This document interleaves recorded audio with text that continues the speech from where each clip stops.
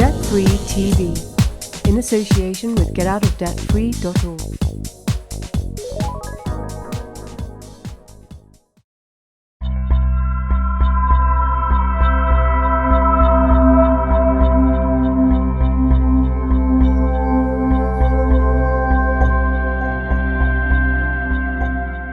So we're very grateful to have him here. He's come all the way down from Hereford or somewhere.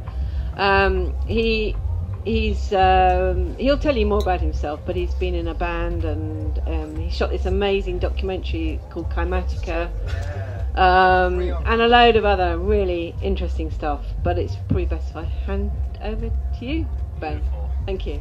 Cheers. Thank you for that. All right, so thank you guys for coming out. Who here is aware at all of any of the documentaries that I've done or any of the work? Okay. I hope you're not expecting any of that today. What we're going to be talking about today, something that I find to be a way to integrate all the information that I've put in the films and what I've learned since the films, is transmutation, in a sense, is a way to describe the way anything in the universe works. Now, the core of all of my work is truly for things to change on this planet, but the all of the work that I've done has led me to one conclusion, and that's I don't know the direction that we're heading, and I don't claim to know the direction we should be heading or the direction we should be taking as individuals. But there is one source for all of that information. Actually, there's 7 billion sources, because each and every one is within you. And the purpose of all of my work is to recognize that nothing that I'm saying today has any validity in the detail of it. It's the essence of it. It's what's being conveyed. And what is being conveyed, the alpha and omega of all of this, is there is no guru, no shaman, no sage, no authority higher than your inner being. So no matter what anybody says, if you are not referencing that to how it resonates with you and your inner being, then that is doing yourself a disservice, and that is doing them a disservice by letting them think that they actually do have that authority over you. Okay? So to begin this, transmutation, the word, other than transformation, because transformation is just a change, whereas transmutation, the way that I take this word, is by taking any form of crude energy and putting it into an evolutionary force, or direction, I should say. Because transformation could be anything. It doesn't matter which direction it's transforming into. However, evolution and the intelligence that moves through all the material on this planet, the intelligence that evolves on this planet is transmuting, all right? It's working towards something, whether we can put into words what evolution is moving us towards or not.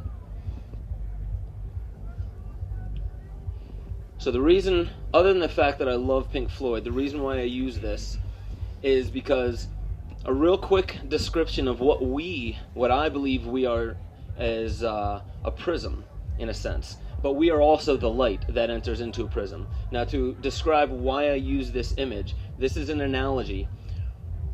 Any prism is defined by something that takes in light and then transmits it in a different way. Now, pure white light, not necessarily visible to the eye, will go into this triangle, this supernal triangle in a sense, this trinity, this matter made up of the same stuff, but becoming its own vehicle to express itself in a different way.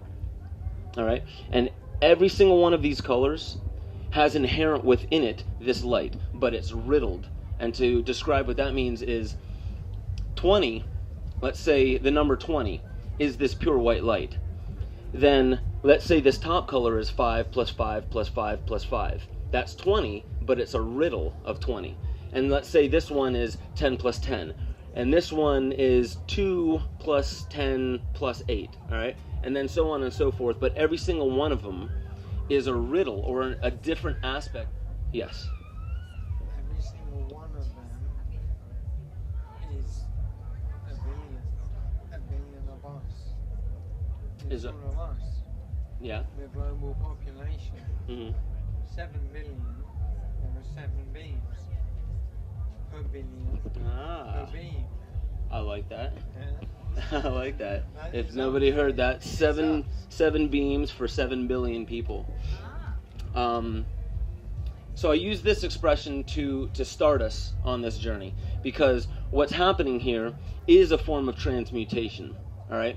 The reason for light, in a sense, to materialize, crystallize, and turn into another aspect of itself is to learn of itself by referencing itself to other things, in a sense. And I'll get to what I mean by referencing, but does anyone play a 12-string acoustic or a 12-string guitar? Has anyone tried to tune a 12-string guitar? Okay. Is it a little bit harder than tuning a 6-string?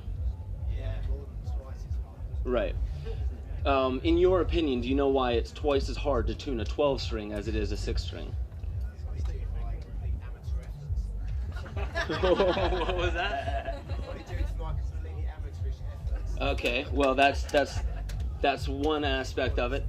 There are twice as many strings. There are twice as many strings, but the reason, it's not like it's more difficult to get those strings to the frequency, to the right correct frequency or tuning, but what it is in a 6-string guitar, you don't have as many reference points to hear if it's slightly out of tune. In a 12-string guitar, you do. So reference points. As we move along in life, we experience different things, and what we bring to that experience, that is an aspect of us, and we're bringing ourselves to that experience. When we experience something polar opposite from that, we are still bringing ourselves to that experience, but it's a different experience, meaning we have a different reference point to the moment and us, okay? And that's how experience then builds up within a prism and begins learning how to transmute light in a different way. And a real quick way to describe why or how this is happening on the planet: minerals evolve very, very, very slowly because they are prisms, they take in light, but they're very crude in a sense. They evolve very slowly, they take in the light, and then they transmute it into something, an expression of themselves. Then we move on, as those minerals learn of themselves, we move on to the plant kingdom. The plant kingdom, they're also prisms. Obviously, the prism of a plant, chlorophyll, turning that light into that green color that we get. We also see that plants will receive that light and transmute it into different colors, the flowers that we see, the different expressions of the spirals that we see. These are all expressions of what light is doing to the prism that's evolving. And these are different aspects of what you can do with that pure white light. It's magic in a sense, because then you get to the animal kingdom.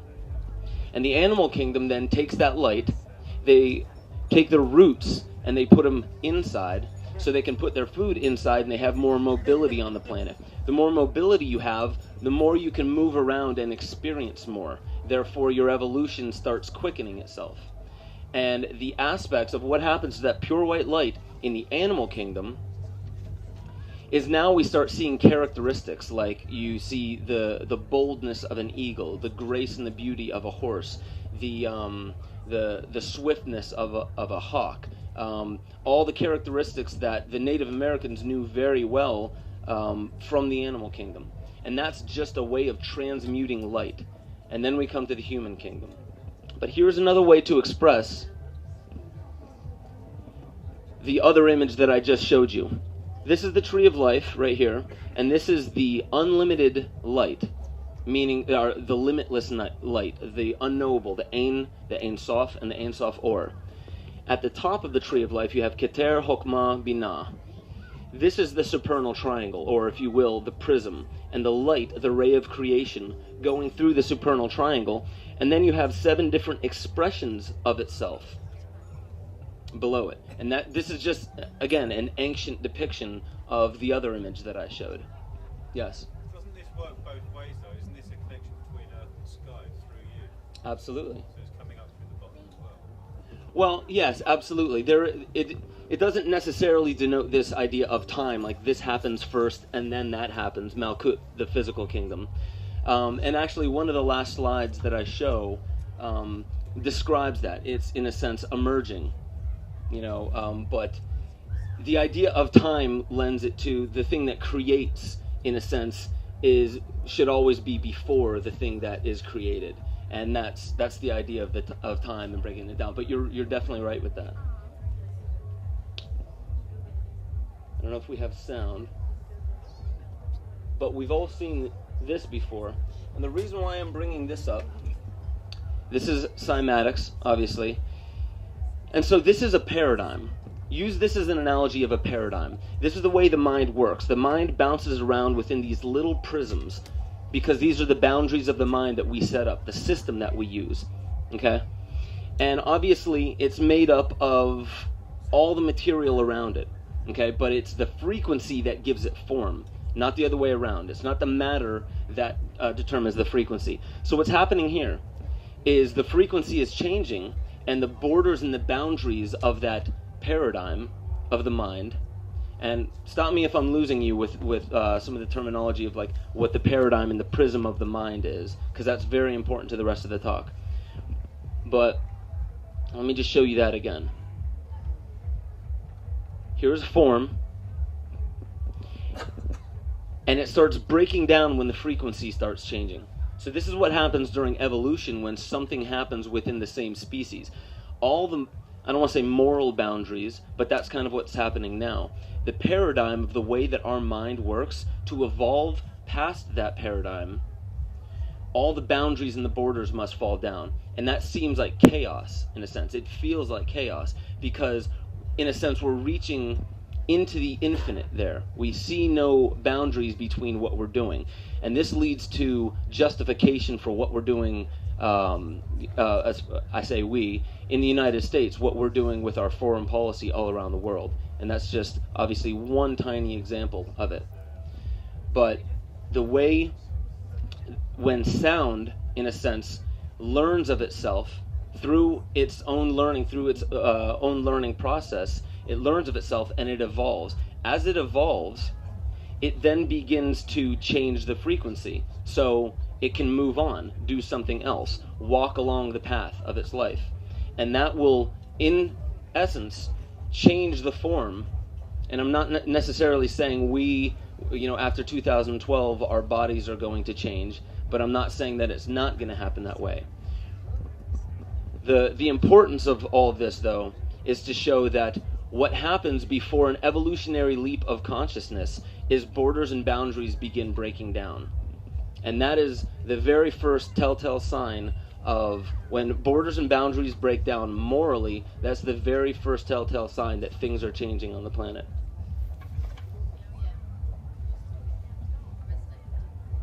Okay.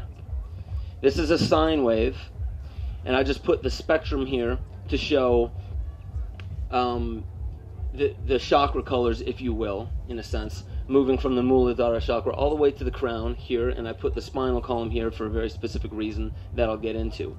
But, as I was saying, with reference points to get the pitch perfect, in a sense, for a 12-string guitar, the more reference points you have, the better you can hear whether one of the strings are slightly out of tune. And that's, in a sense, what we are working towards, is to become more in tune with the moment, with reality. We're learning of reality, of our own nature, as we move through experience. The more experience we have, the more reference points we have. So it moves up and up and up and up until it turns into that, in a sense, infinite seed of pure creation. This image right here, does that look like anything? If this were a little bit wider and maybe green? Well, somebody said the Caduceus too, but the Christmas tree is the important one. The reason why I use this, and I'm not saying this is the reason why everybody uses a Christmas tree. I am in no way saying this is the origin of this symbol. But what's interesting about it is, starting from the root and moving up and spiraling up towards a star, the light giver, I'll give an example of what this means to me. All these little tiny lights that we wrap in a spiral motion all the way up towards the top, these are experiences, in a sense. These are defining pivotal moments in our lives, where our lives change at these moments, okay? Now, the entire process is important, but these are all reference points to our soul, to what we really are, to what we're here to witness on this planet. And as we move closer and closer and closer and closer to what we truly are, being in tune with that, then you get to the star status. And what that means, in a sense, the star being a light giver as opposed to most other things which are light receivers. Okay? Now there's the sun and the pupil, a light receiver. There's also the parable of the sun, Christ, and his pupils or disciples, the light receivers.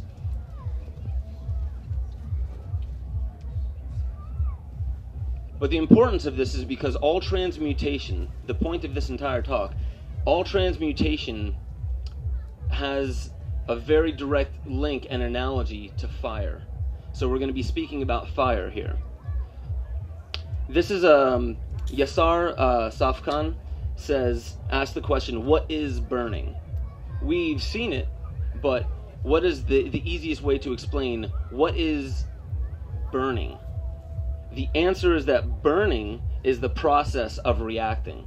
So burning, in a sense, is a reaction between other things, other elements coming together. So you need fuel, you need some type of fuel, you need air, and then you need that heat. And the reaction between it creates fire. Fire does two very, very interesting things.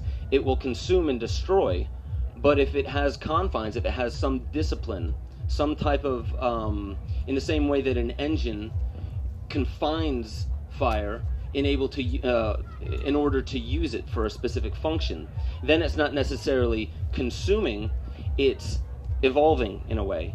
It's there for a constructive purpose. It's there to create. And fire, this is the Wikipedia definition. Fire is the rapid oxidation of a material in the exothermic chemical process of combustion, releasing heat, light, and various reaction products. Now, the reason why I put that is because that reaction creates light. It creates heat. Obviously, we know this. I'm not saying anything that we don't know, but it's interesting to then reevaluate some of the mundane things that we may just pass over because we see it every day, such as fire. What is that phenomena?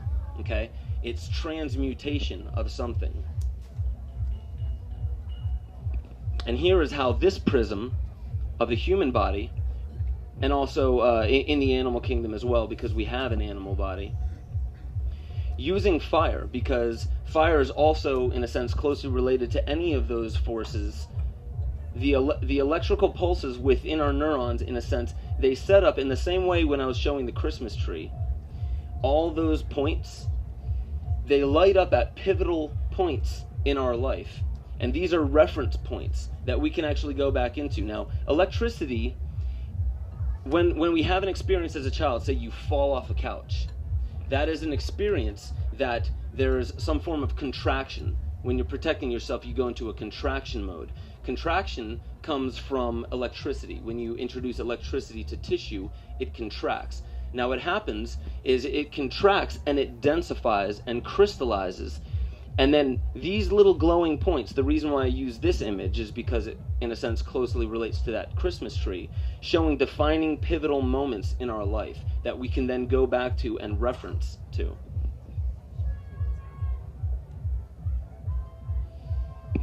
Well, before I get to that, to describe why this is very important is because one of the typical beliefs about who and what we are is that it's very difficult to change who and what we are. Once you have these programs, it's very difficult to change. And that becomes a dogma. Specifically the physical body. It's very difficult to regenerate, let's say, bone. Bone, most people don't think that, once you get past a certain age and you stop growing, that your bones stop growing.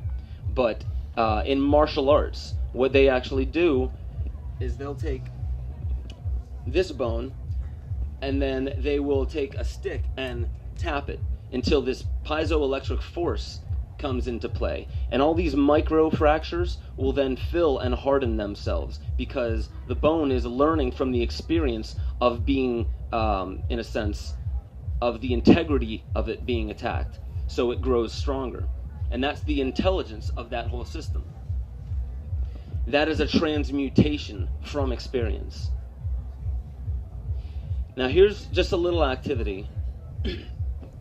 Show me, or tell me, raise your hand if you see a symbol within this. Okay. Keep looking. This is just a regular logo. Okay, what is it? An arrow. Does anyone not see the arrow? Keep looking. See if you can find it. The reason why this is important, that everyone sees it on their own, especially the ones who don't see it beforehand, is because this, in a sense, if you hadn't seen it and then you discover it on your own, you'll experience, in a sense, a transmutation. Obviously, everybody is seeing this, but there's certain things that our mind glosses over because the only things we're looking at are the letters. So we assume that the only importance that can be gleaned from it are the letters. Have you seen it? Yeah. You did. Okay.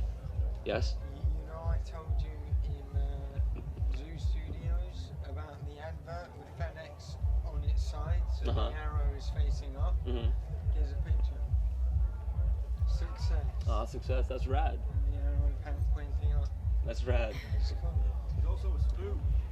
A spoon? Yeah. There's a spoon in there? Ha. All right. The spoon. There's also an O. What? An egg. An egg? Feeding you eggs this way. Okay. What about this one? Does anyone see a symbol in there? A clown. Okay, I can. Torch. Crucifixion. Two torches. Close. Two people. Standing around a fire or something. They're dipping something. Well, does that look like a Tostito chip? Yeah. Huh? Does that look like maybe salsa? What you typically, and two people fighting over the chip? I don't know if that's exactly what it is, but this is again another example of the fact that when there's letters, typically what we do is, this is so mundane. We see stuff like this so much that we lose, in a sense, the magic of what's really there. Now, this is just an example of how our mind fills in the blanks or glosses over things that we typically see. What about this one? See a person on a bike. Does everyone see the person on the bike? Yeah? About to get shot. Okay. Yeah. Right here, Sign up bicycle. the monad, the man on the bike with Pac-Man. Where was the 666? Somebody saw this is an upside down 6. I wouldn't come out and say that I see it. Here's another 6, and I don't know, that's an upside down 6. What is it? Okay. Now, if you can see this well, what's the difference between these two images? What's that? One's on. There you go. One's smiling, one's frowning. Just name a feature that you could tell is off a little bit. The eyes. The eyes. Okay. Now, what I typically ask is, but does it somewhat look normal? Somewhat look like a normal picture, both of them? Right, it's upside down. Apart from it being upside down. So, okay, so you see the eyes upside down, because this is the way that it actually looks. When you see it right side up, this is how odd it looks. Okay? But when we're just seeing something and we know something's a little off, let's say we walk into a room and we notice something's a little off, if we're not really looking to find what's off about the moment, and we're looking for something specific in the moment, then we'll gloss over little details like this. One of the biggest points of showing this is that when we walk into a room, there's two different ways we can do it.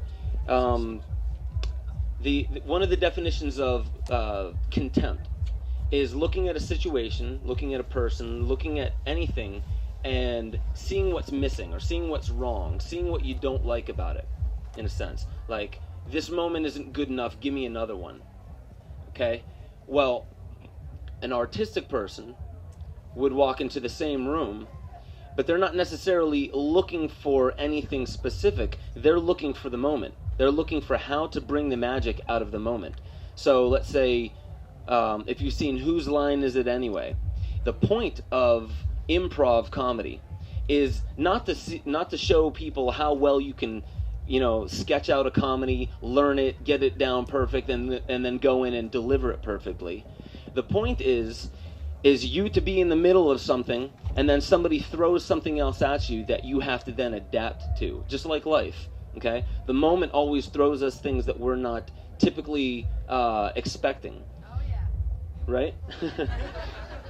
So when we're walking into a room and we think, okay, this is all I want out of this moment, this is my desire for the moment, then what happens is, let's say the moment is trying to teach us something very, very beautiful. Let's say the love of our life is over here, but we're looking only over here because, let's say, there's food or there's money or a bathroom or something like that. Okay? We'll miss certain things. And this is just, it seems to be natural. We get disgruntled with this feeling of contempt. My life is not giving me what I want it to give me.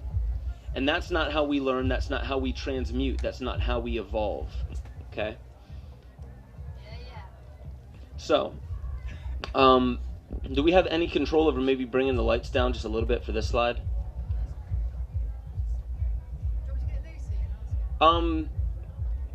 Possibly. I mean, like, I'm wondering if it'll work with the screw. We're going to try it. All right. Stare at this image, okay? But I want you all to stare at the dot there. And I'm going to keep it up here for about 15-20 seconds. And then I'm going to change the image. The next image is going to have a dot in the same exact spot. Don't take your eyes off the dot. Just keep looking at the dot. Obviously, your peripheral vision, you're going to catch what the rest of the image is, but don't take your eyes off the dot.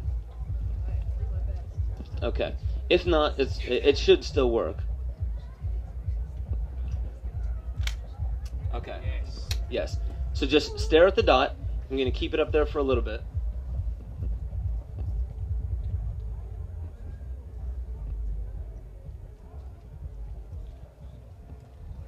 Okay. Don't take your eyes off the dot. I'm going to change the image.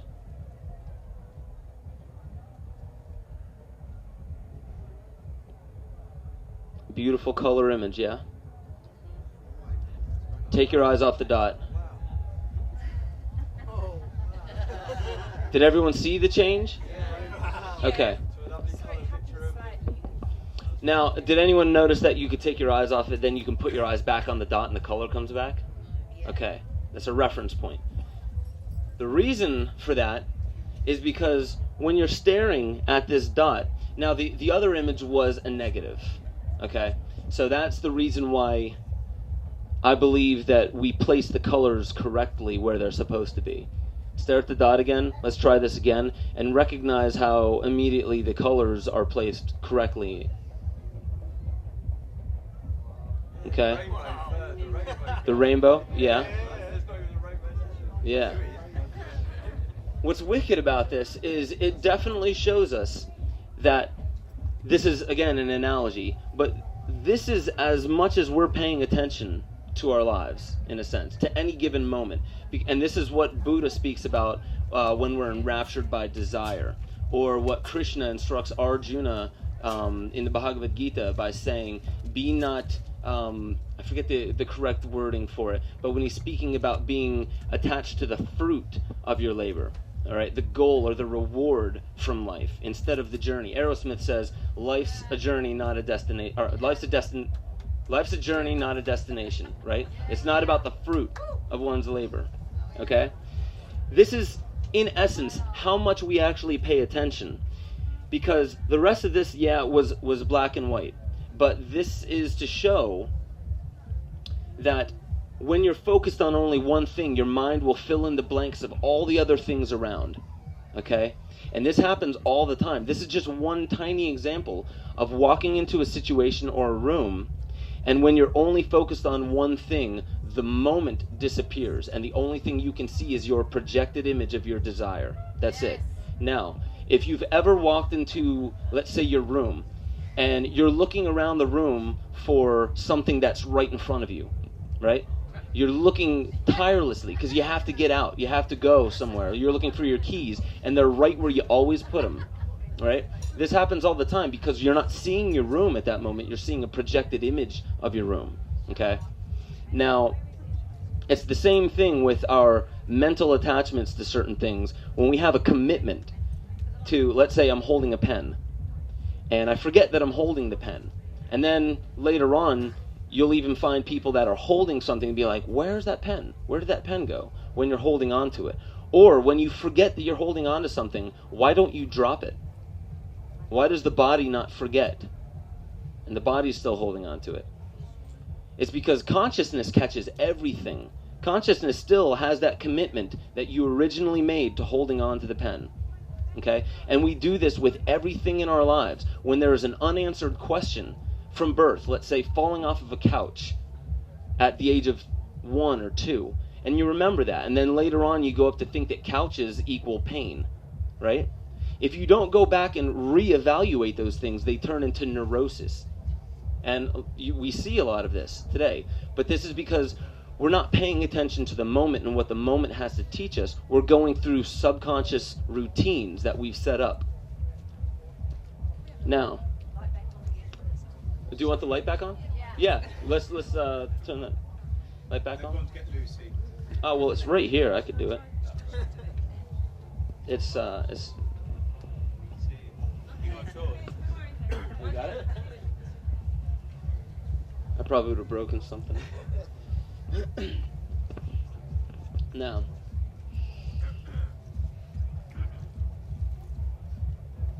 some of you may have seen this before. It's kind of interesting. Which direction is she spinning? Clockwise or counterclockwise? Raise your hand if you see counterclockwise. She's changed.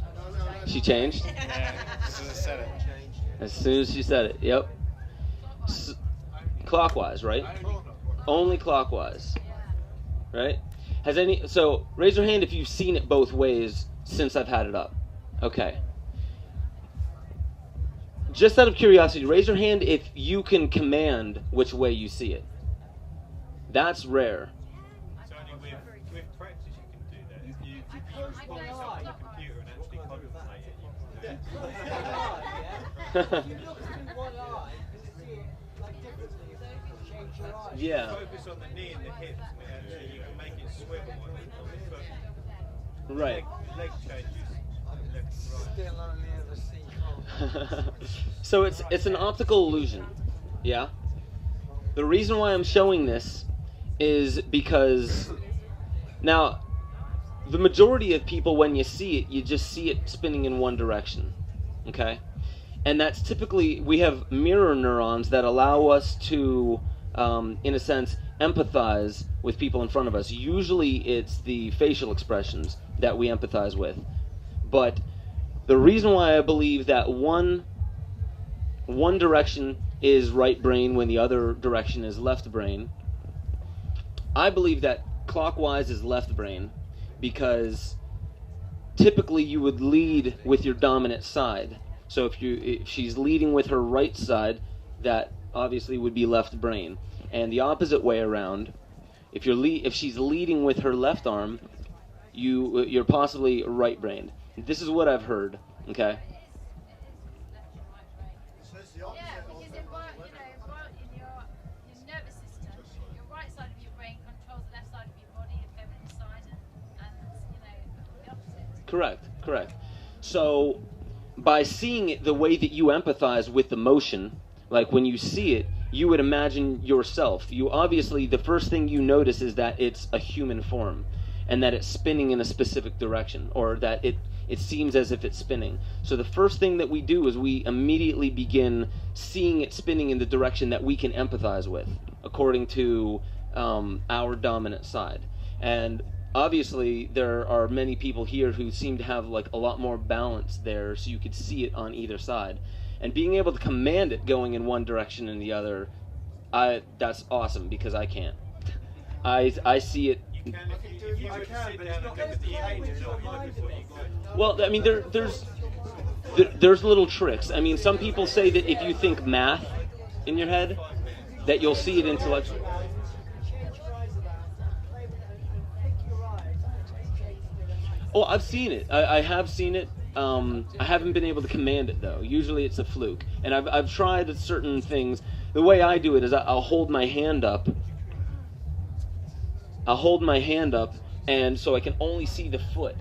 So then I'm thinking, if I see it coming from behind and forward, then I'll try and imagine it going from forward to behind. All we have to do is look at the foot on the floor, and then see and decide which way it's going to go round, and then that's something to change. But if you change your consciousness between the different eyes, and then as soon as you look up, you can make your mind up. Look at the foot. If you look at the shadow, and then you'll change your mind. It's not to do with that, it's to do with which eye you're looking through. Yes. With the eye that you're looking through. Both of my eyes are left brain, apparently, then.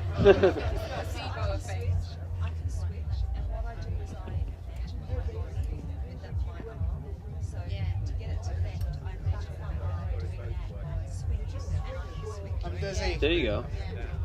So, one of the reasons why I'm bringing this up is for the large majority of people that are dominant on one side, and I'm not necessarily speaking of right brain dominant, left brain dominant.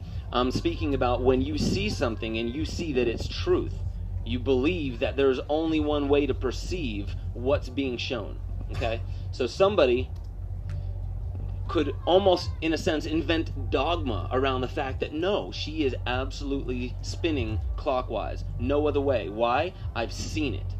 Okay? And we in a sense, have a very, very, very hard time recognizing that other manners of perception or other points of perceiving things may give you a different reference point on the thing that is being perceived. Okay? So this is just an analogy. And the reason why I'm bringing this up is because this whole talk is about transmutation. It's the ancient wisdom of transmutation. Okay? And understanding that perception is what forms our reality. So the manner in which we perceive things, if I may give an analogy, gives a certain frequency. And that frequency will then lend itself to the form that we inhabit. And when we become so structuralized and we only perceive things in one way, the way that we've been programmed to see things since birth, then it's very difficult to recognize that there is anything else. And we become very, very comfortable with the way things are, with the only way that we've ever done things, and we become addicted to our own dogma. So, adopting belief systems, that's great. Adopting philosophies, that's awesome. The thing is not being able to let go those things go. Not being able to let the philosophies go, and when it serves us, to move into a different perspective. Okay?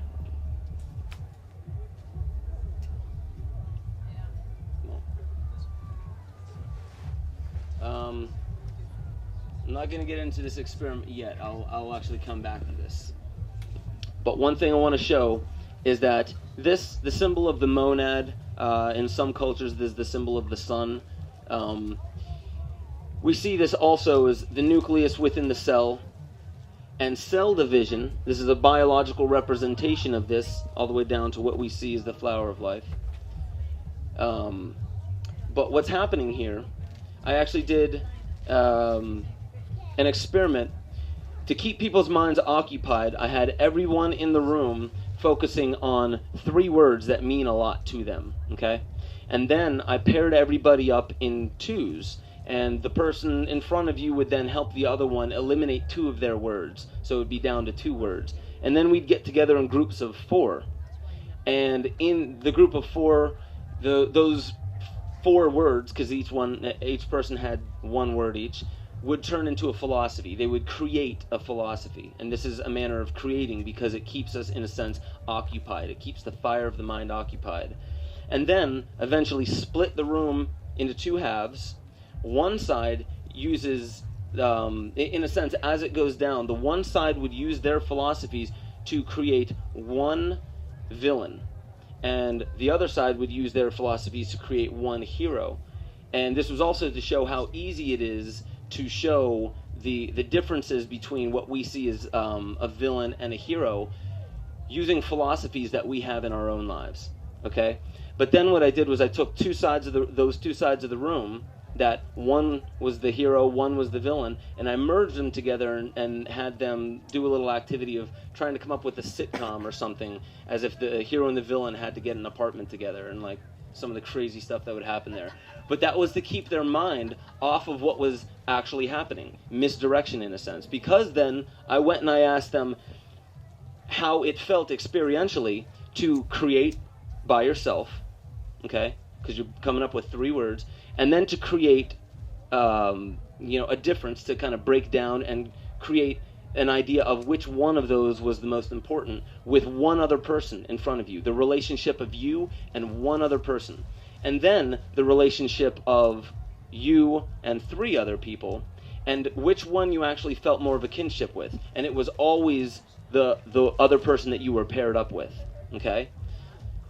And then splitting the room down the middle, how that felt, and then all coming back to one. And the interesting thing is it started with a bunch of different people, and then it came into one. So it was a bunch of individuals that eventually merged into one. In the same way that all these little cells, in a sense, and all the cells within our body, the 50 trillion cells or whatever it might be, make up one individual. And what's the glue that keeps all of those cells in that one individual moving forward? Familiarity. I like all those. Energy, familiarity, consciousness. Could it possibly be purpose, in a sense? The purpose, whether you can place a word around what that is. The glue that keeps these cells together, in a sense, to me, is the same thing that keeps communities together. Okay? They're there for a purpose together. When people join in large groups, they come together for a purpose. Now, how can you put into a cup or a receptacle what that is, what that purpose might be? It's intangible, right? And I'll move on from that. So, one of the most important parts of understanding transmutation is understanding the most ancient science known to man, which is Tantra. Now, obviously, I don't have an exact reference to show that it's the most ancient science in a literature sense. But the reason why I believe that it is the most ancient science is because, does anyone know what Tantra means, the word Tantra? What's that? Web? I like that. That comes close to what I've heard as being a continuum, okay? A loop, a continuum of energy, to where it's not just directional, but it links back in with itself. The same way that in permaculture, it's eliminating this idea of there's such a thing as waste, where out in nature, the waste of one thing is actually the food for another. It's a closed loop system. It's a continuum. That is what makes this organism, and also the organism of the entire solar system, able to function on its own, in a sense. But then when you look at that, yes, we do take energy from the sun. And the sun possibly, in a sense, takes its energy, not just from the core and the reactor, because that's the physical vessel of that energy creating light and creating the warmth, but this entire universe being that one prism. And these are macrocosmic to the microcosmic reflections of one another. So we, within us, with the sexual force, we have within us the same exact force that if you see a nebula, the creation of a star, that is the same exact force creating that. It is a sexual force. Okay? The importance of this is recognizing not just how we arrive at using that sexual force, but understanding what that sexual force is. Samuel Vior is an author, a Gnostic master that lived in Mexico. I think died maybe in the 80s. He said the 7 transformations of energy, and it starts with food. The food that we eat after digestion is assigned a vibratory quality of DO 768. Now, the number isn't necessarily important, but it's a symbol. It's showing its relative density. The food that after we eat it, the DO 768 is that food at that point, its relative density to prana. Okay? Our breathing then purifies that food further to Re 384. Our circulatory system then further refines it to Me 192. And our brain refines it to Fa 96. Our spinal column then refines it to Soul 48. Now, if you recognize the pattern here, these are half-lives. Okay? It's breaking it down in its relative density to prana. Our endocrine glands then take it from the spinal column and refine it further to La 24. And then it is then passed to the reproductive organs in the form of C or T12. What I gain from this understanding, because it's a lot to take in all at once, but what I gain from this, it's interesting that it uses Do, Re, Mi, Fa, Sol, La, Ti, or Si. And these are seven different notes in a scale. Okay? Now, the importance of this, he goes on to say, all foods are comprised of elements. All elements are variations of hydrogen due to the proportions of protons, neutrons, and electrons. And the complex elemental makeup of our food is refined by the body back to its base hydrogen. The physical organism then transforms crystallized energy from dense matter, being the food, into free energy in order to create. So it's liberating energy from our food back to the base hydrogen in order for us to be able to create. This is why the creative energy is given to our sexual organs, and it is no mystery that the most profound creative action we can take is through the sexual act. We are bringing a sentient being onto this, or into this existence, into life. A new being that has never before been seen, okay? That's the interesting thing about this force. And what he is getting at here is we are taking our food and liberating its energy back to the base hydrogen. And the reason why hydrogen is pretty interesting is because hydrogen, the generative waters, okay? And as we know, the sun primarily it's a reactor primarily of what? Hydrogen, there's helium, what else is in there? I think aluminum, what else? Okay, but primarily two, and it's hydrogen and helium, correct? Yeah. Okay. Apparently, we don't really know. We've never been there. I have. Trust me. No, I'm kidding. Is it okay to? Are you taking a picture, or can I change the slide? You good? Yeah. All right. Cool. Yes. Have you come across the food diagram from In Search of the Miraculous by Ouspensky? Ouspensky, the food diagram? It's called the food diagram using the hydrogens. No, I'm aware of Ouspensky, but no, I haven't. It's the same thing, yeah. It's similar, but it goes on beyond that because you can refine the hydrogens further. Certain things happen mechanically in the body, as described, but you can refine them further, but you need a certain way of doing things. Gnosis. Gnosis, Gurdjieff called it, a certain way of another process to go on. Yes. He also talks about the Mi-Fa-Gap as part of that as being the place of the shock, and the shock in the digestion is the soft shock of the oxygen as it hits the gut. You don't go any further without the Mi-Fa-Gap, the shock of the oxygen to process the food. So he talks about the octaves going on, and the octave can go higher beyond just the mechanics of the body. So this is just how the mechanics of the body works before applying gnosis, right? That's right. Correct? And That's then the if you know, physical, and the others apply to the emotional and the mental levels and going on to the God. Okay. Yeah. with the idea of the shock is you apply the shock consciously. That's the Gnostic schools, how to apply the shock consciously to raise the hydrogen to the next level to make food for a higher being, if you like, or a higher body. But it's Right. explained in Search of the Miraculous. In Search of the Miraculous. Yeah, and it might be the fourth way, but I think it's In Search of the Well, I might ask you about that to remind me the name of that. I'll definitely check that out afterwards. Here's what Aristotle says. The sexual fluid, now his sentence was a little bit longer, but the sexual fluid is the most perfect component of our food. And that, in a sense, is the same thing that Samuel Ampère was getting at in a technical sense. Okay? Now here's one of the interesting things about this. The Caduceus, this is a thyrsus, in a sense. It's a fennel staff with a pine cone at the top. And this was in the Dionysian mysteries, and we'll touch base a little bit about that. This was given to Dionysus by the Titans, who then went on to devour him, all but his heart. Okay? And they gave him a thyrsus instead of a scepter. A scepter is what you give the ruler of the world, in a sense. It's projective. It's what a magician or a wizard has to project their will, somebody who has mastered their craft.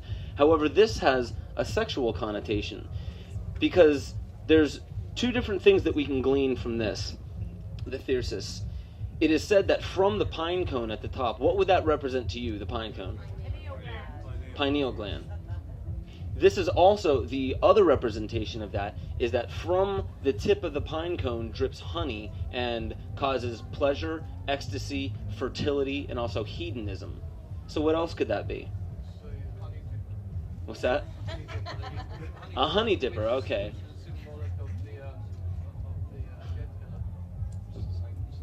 Okay. The yoni, right? The phallus. Okay. And that's obviously important to what we're speaking about. Does anyone, obviously there's a lot within this symbol alone, but does anyone have an explanation of this symbol, especially as the symbol of health? Kundalini. DNA, correct. Okay. Does it...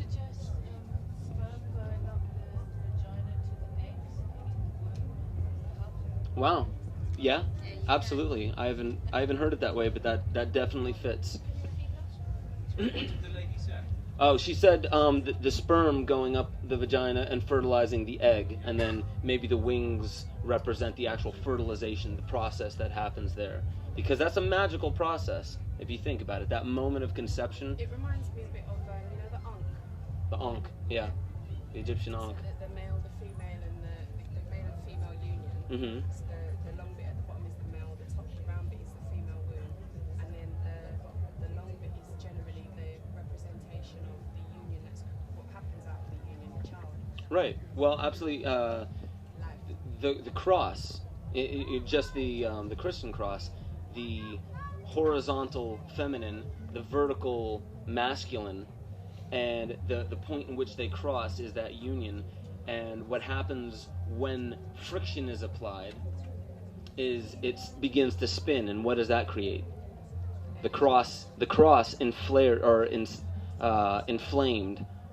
by that sexual union creates the swastika, the spinning. Okay. You've also got only two dimensions in the cross. What you're really looking at is that, so you always get a third direction coming out of those two coming in union. So yeah. Yeah. Absolutely. It's a bit like the phoenix rising from the ashes as well. And is what this? And is that a transformation within itself? This has created something new as well. Mm-hmm. Absolutely. The wings. I love the wings of it. I don't really see a cocoon anywhere, but you could imagine at the beginning a cocoon and then the blossoming into a butterfly. You could say that's cool. A caterpillar. A cocoon. Climbing up to its evolution into a butterfly. That's beautiful. Well, and that's in itself a transmutation of sorts. Okay. The reason for this being health, still used today as health, and also the other symbol being the staff and just one serpent raising, which is a biblical symbol. One thing in the Caduceus of Hermes, this comes from Hermes. And forgive me if I'm bastardizing certain parts of this. Hermes was walking along his path and found two serpents copulating or fighting. Yeah? Does anyone recognize this story? How did he stop them, or what did he do to bring them into union? He imposed his staff in between them. Okay? Now this, masculine, feminine, copulating, fighting, whatever it may be, and the central nervous system, in a sense, from the entire spinal column all the way up to the crown. If the central nervous system is the thing that equilibrates it, what is the masculine and feminine in anatomy, in our anatomy? Left and right. Sorry, what? Well, left and right kind of. There's two other nervous systems that we have.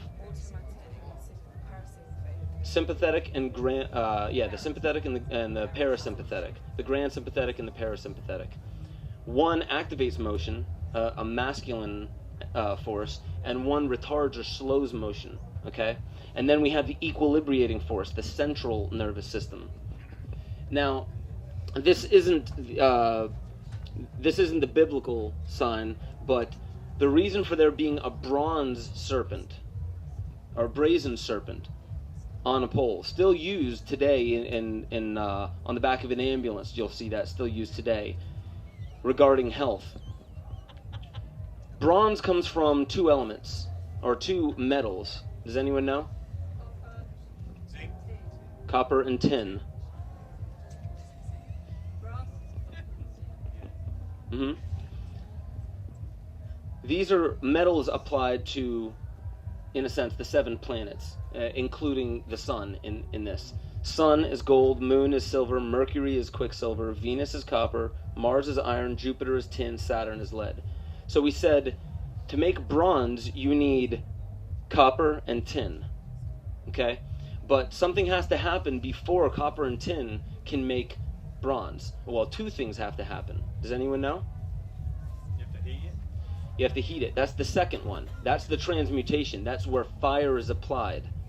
Okay? But the first thing that has to happen, and this again gets back into Tantra, is they have to be completely cleared of all impurities.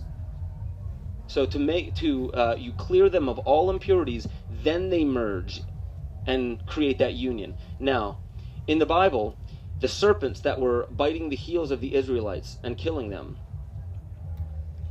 were the very same serpents that were taken on a staff, because that was what the Lord instructed. Take one of the serpents crawling on their bellies in the dirt that are biting your ankles, take the staff and raise one of them on the staff.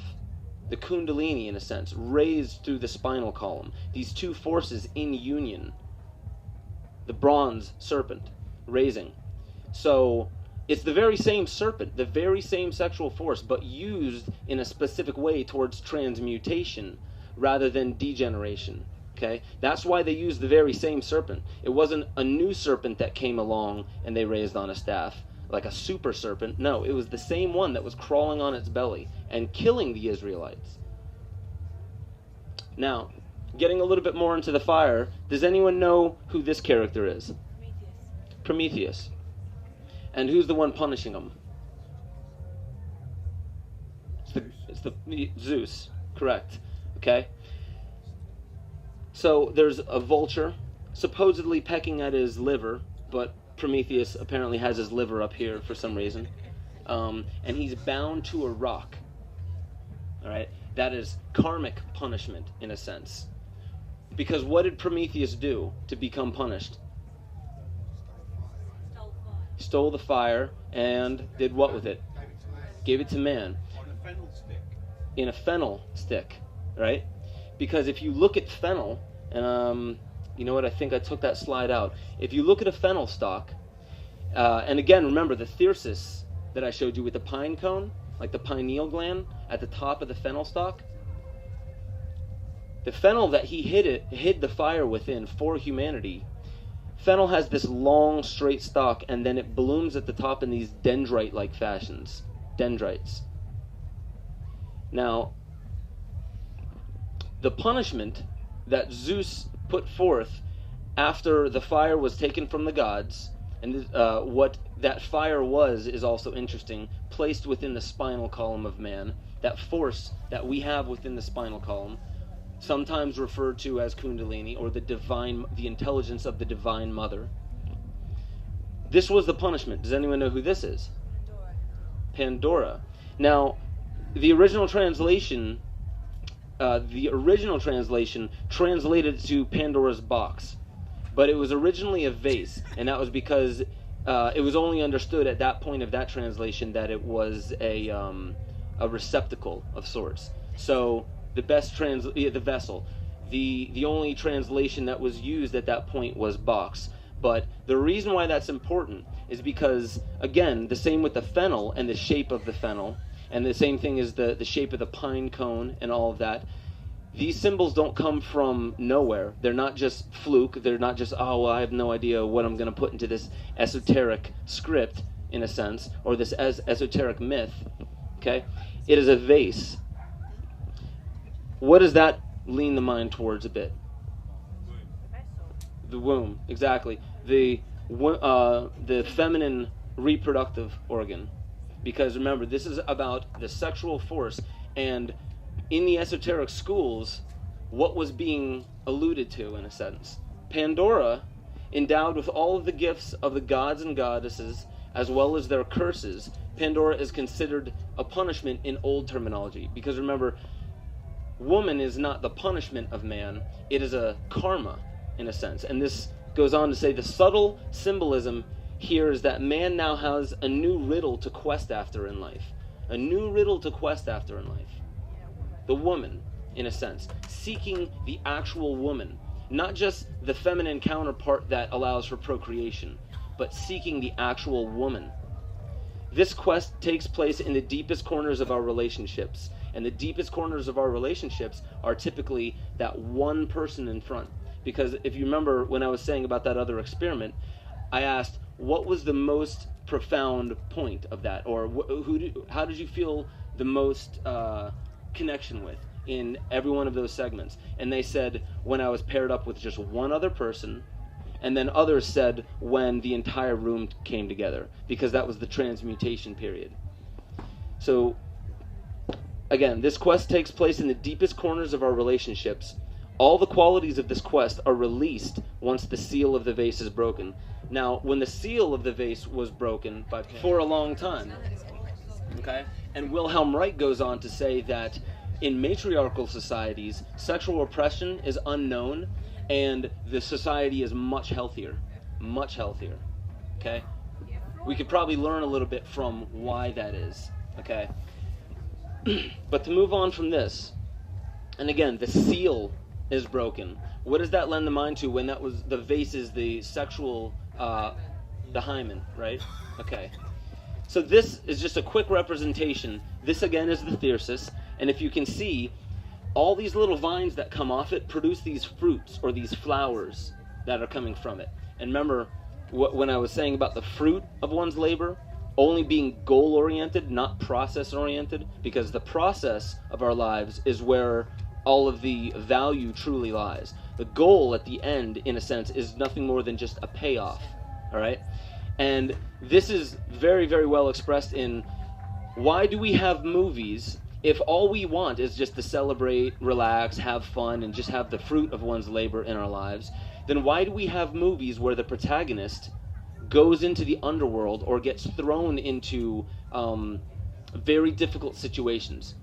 Why isn't it Frodo at the beginning of Lord of the Rings starts at Mordor with the ring and throws it in to the fire, and then for 3 long movies, because those movies are long, everyone's just celebrating? Wouldn't that be what the kind of movie that we want? It's the journey, isn't it? Yeah, it's the journey. The value is in the process. Taoism, Tao Te Ching, the Tao, in a sense, is the way, the process, the way in which life happens, okay? The details are transient. The details of one's life is transient. This is why myth changes characters over time. It changes certain details, but the essence, the process of the story tends to stay very, very similar.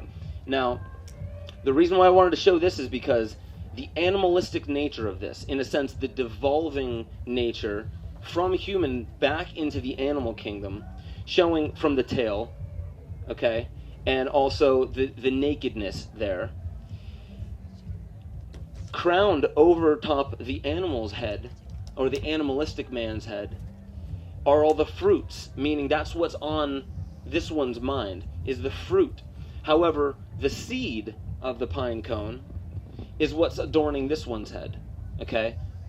It's the seed. It's what may be done with it, the potential of it, the process of it, okay?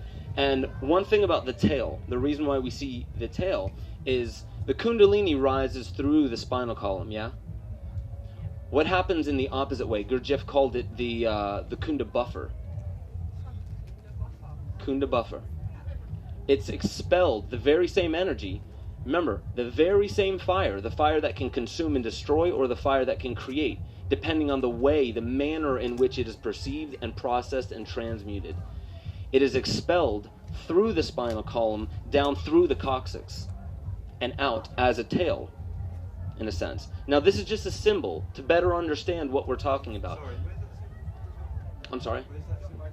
Where's this? Sorry, this picture. Oh, well, this is a plate. Yeah. This is, I believe this is supposed to represent Dionysus, or Bacchus. I've also even heard Hieronymus, but the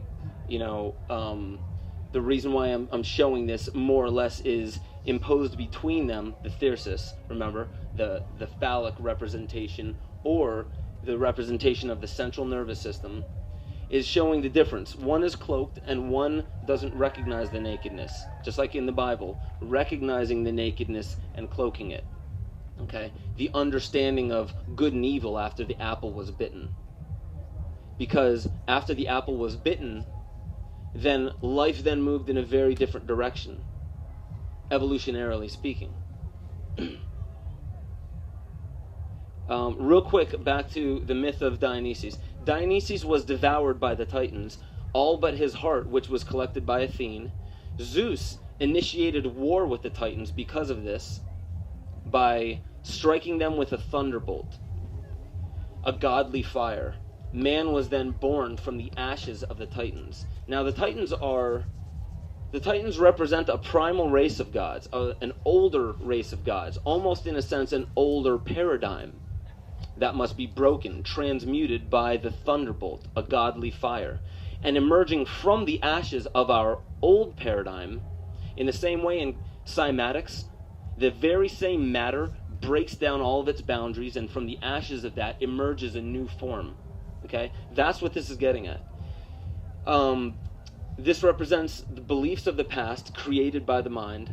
Once sacrificed, once those paradigms are sacrificed in the fire of the primal father, our old beliefs transmute into our purpose. Now, what I believe our purpose is to find out what makes us human, humanity. Because I think that's one thing that we're still arriving at. I don't believe we've arrived at humanity yet. Many are still working in this devolving, or how should I say it, an animalistic aspect. Without being rude, some Gnostics believe that we are nothing more than intellectual animals because we haven't arrived at our humanity yet. And it doesn't... What's that? I think it's a remembering rather than a final point. Remembering of the information. A remembering of the information. Oh, absolutely. A remembering. Well, and this is also in storytelling. One of the biggest things that happens in oral traditions throughout time, oral traditions and telling these stories are done because they remind us of our humanity. Thank you for pointing that out. Yeah, but some say we are the missing link between apes and humans. That's good. That's good. Human, you is Sanskrit Why you've got spirit, humans in cages, and man too, manus. So it's Man cannot live by bread alone. And that's another way of representing that. Right. So, this is getting somewhere, because the purpose for this is not just to talk about transmutation, okay, and talk about how it happens. It's to show how it sits now in humanity. Now, I don't necessarily agree with everything that Sigmund Freud has to say, but when somebody hits the nail on the head, I like to use their work. They And retranslate, you didn't know this, they retranslate his work because apparently a load of it was made up and actually it's bollocks, and a lot of what he said was actually amazing, and they deliberately translated it very badly. And I did not know that. And they're re-looking at his papers, yeah, fascinating. I did not know that. Yeah. I'm sorry, Sigmund. I'm not saying he might be... This is I don't know. This is out of his book Civilization and Its Discontents, okay? Now, this whole thing is about guilt. And look at that face. All right, I just like pointing that out. Guilt is the most important. These are his words, and I threw my translation of that in there, my understanding of it. Guilt is the most important problem in the development of civilization, and to show the price we pay for our advance in civilization is a loss of happiness through the heightening of the sense of guilt. Okay? But I necessarily don't see problems in the same way that an artist doesn't see a problem by being challenged by the moment. Okay? I see it being a signal. It's raising a signpost for us to pay attention to, guilt. Many times we don't realize how much guilt that we actually hold inside of us. So I believe that guilt is the most important signal in the development of our civilization, and to show the price we pay for our advance in civilization is a loss of not happiness but purpose, okay, through the heightening of the sense of guilt. And the reason why I wanted to put that in there is because I believe, in my humble opinion, and I welcome challenges to this, but I believe guilt to actually be the number one force that keeps us from being able to move past this animalistic sense of our sexual force. This idea that sexuality... What's that? No, continue. I'm sorry? What do we feel guilty about? It's a control system. Um, Are we talking about the oppression of the church and how you're put into the world so that you are a fallen sinner? Are we talking about the guilt of sin? Well, it depends, okay? Let's say one person is depressed in the room and another person is depressed in the room. What's the cause of the depression? Does that change the fact that both are the essence of depression? Unexpressed emotion. Okay, exactly. Unexpressed emotion, in a sense. And one thing that's getting at is, how should I say it? When something wants to be communicated and then it's stifled, like when a child wants to speak their heart, but they don't believe that there's anybody that will actually listen or understand. Repression, right. Oppression. Huh? I'm not understanding what you're saying. The word guilt, it signifies that you've done something wrong.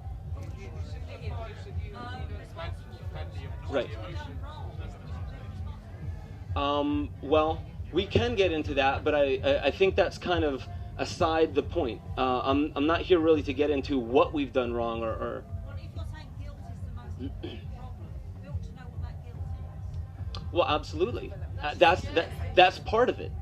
That's part of it. Because, okay, let's say your spiritual development and another person's spiritual development may come from completely different catalysts. So you're very right. Where does your guilt come from? Where does everybody's guilt come from? That's, well, okay, well then what's that? Guilt comes from the heart. You know that you're doing what's wrong. Okay. And because you feel sorry for it, that's where guilt comes from. Okay. Who are you talking to? I like that. Of course you like it. It's true.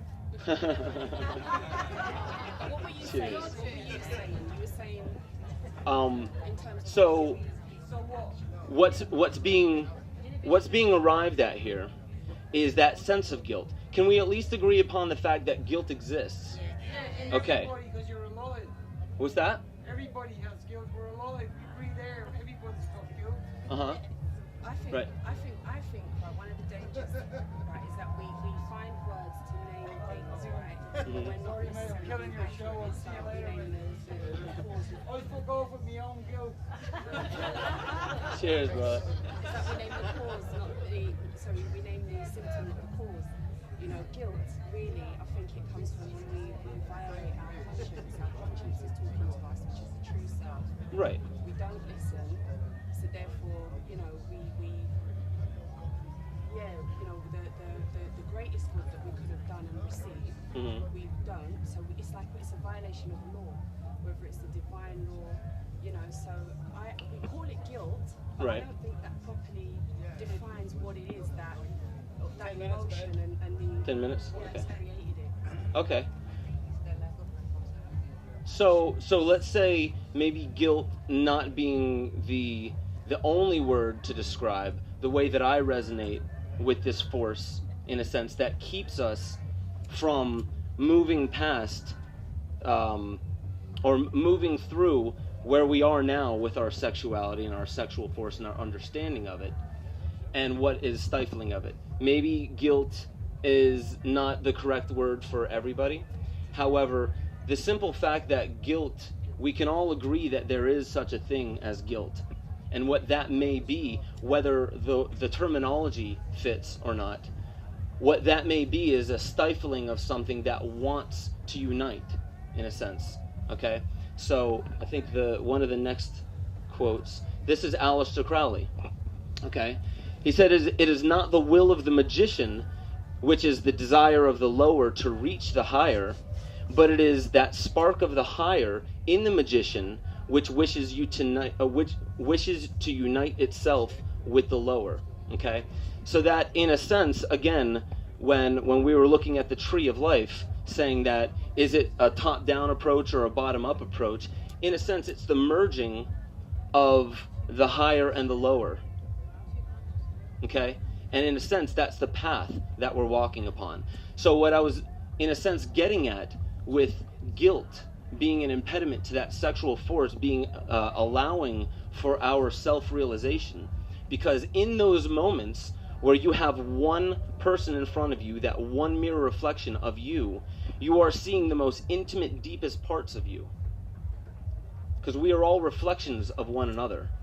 That is why what I believe is that community and coming together and working through what some would say is just our shit, or working through our problems and our impediments of not being able to vocalize what it is we are here actually vocalizing, community helps us pass those barriers. Ganesha is the Lord of beginnings, the one that places the obstacles on our path. However, Ganesha is also the same one that is called upon to help us remove the obstacles. Okay? So the one placing the obstacles is also the one helping us remove the obstacles, but not removing them, helping us remove them. In the same way that a father may teach a child to fish rather than just giving that child a fish. Okay? So it's the process that the child is learning from, not the fish.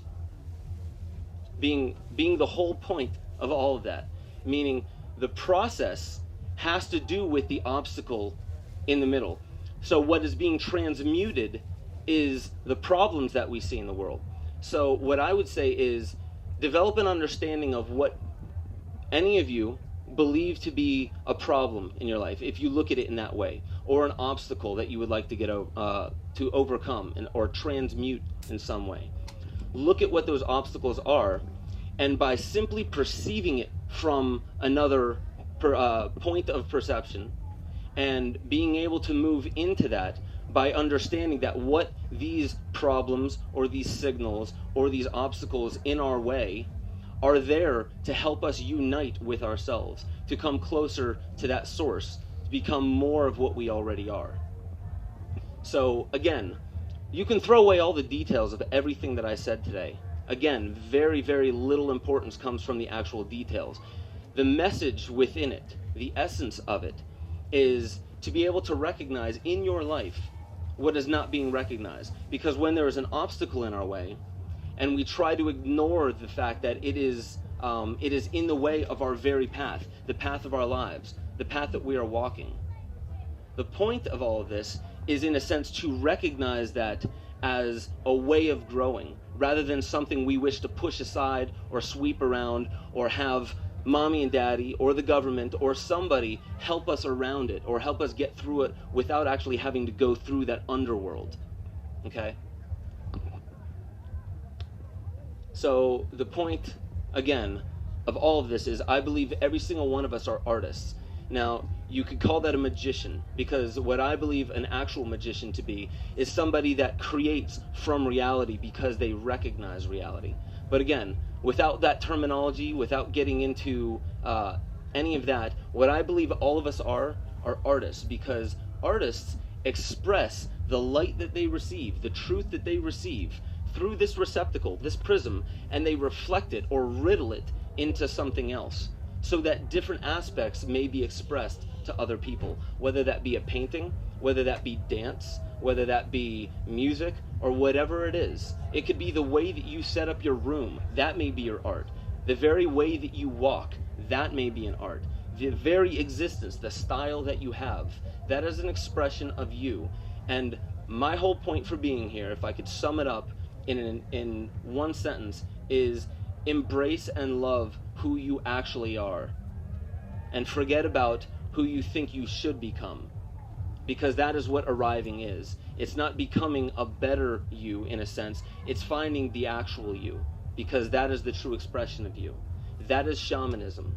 When you can truly express what you are feeling and be honest with it, and move past that thing that we hold deep down inside and we swallow and we keep inside of us because we don't think that anybody is going to understand.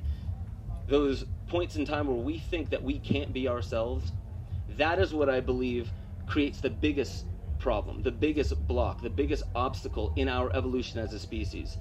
All of this has to do with where we are now as a species and how we can move past it. So I hope anything that I have said today could help you guys along in your journey, because we are all one organism and we are experiencing something very beautiful. So find the beauty within it. It's not mundane. We see this world every single day, but it's not mundane. There's magic in the moment. Thank you guys.